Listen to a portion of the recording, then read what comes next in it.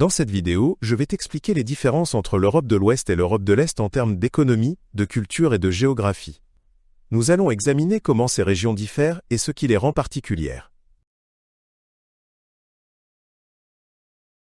Les pays de l'Europe de l'Ouest sont souvent économiquement plus développés que ceux de l'Europe de l'Est. En Europe de l'Ouest, il existe de nombreuses grandes industries et un niveau de vie élevé. L'Europe de l'Est a également fait des progrès économiques, mais de nombreux pays ont encore une puissance économique plus faible. La différence se manifeste particulièrement dans le taux de chômage et les salaires. En Europe de l'Ouest, de nombreux pays ont une longue tradition de démocratie et d'individualisme. En Europe de l'Est, les traditions et la famille jouent souvent un rôle plus important dans la vie quotidienne. De plus, les pays de l'Ouest ont souvent un environnement multiculturel plus marqué. En Europe de l'Est, les sociétés sont souvent plus homogènes en ce qui concerne la diversité ethnique et culturelle. Géographiquement, l'Europe de l'Ouest est marquée par l'Atlantique et la Méditerranée, ce qui rend le climat plus doux. L'Europe de l'Est, quant à elle, a un climat continental avec des étés chauds et des hivers froids. En Europe de l'Ouest, les pays sont souvent plus petits, mais plus densément peuplés. En Europe de l'Est, il y a de plus grandes surfaces et une densité de population plus faible. Les systèmes politiques en Europe de l'Ouest et en Europe de l'Est sont très différents.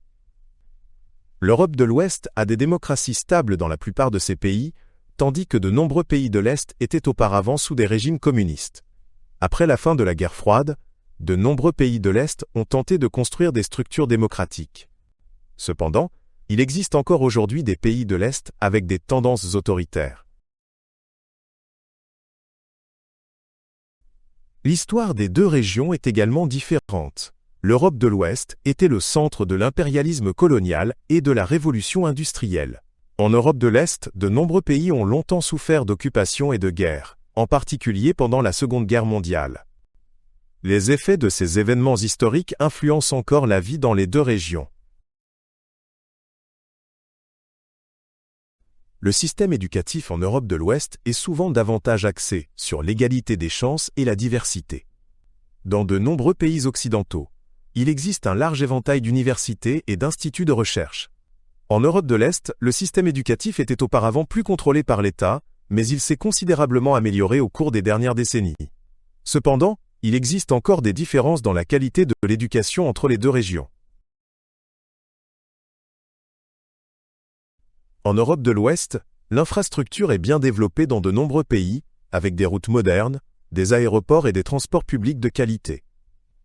En Europe de l'Est, il existe des différences plus marquées, car certains pays doivent encore investir dans la modernisation de leurs infrastructures. Cependant, de nombreuses villes de l'Est ont fait de grands progrès et offrent désormais de bonnes connexions de transport. En Europe de l'Ouest, l'influence de la religion sur la vie quotidienne a diminué dans de nombreux pays. La majorité de la population est soit laïque, soit appartient à l'une des grandes confessions chrétiennes. En Europe de l'Est, l'influence de la religion, surtout du christianisme, reste plus forte. Particulièrement dans des pays comme la Pologne ou la Russie, l'Église joue un rôle plus important dans la vie sociale.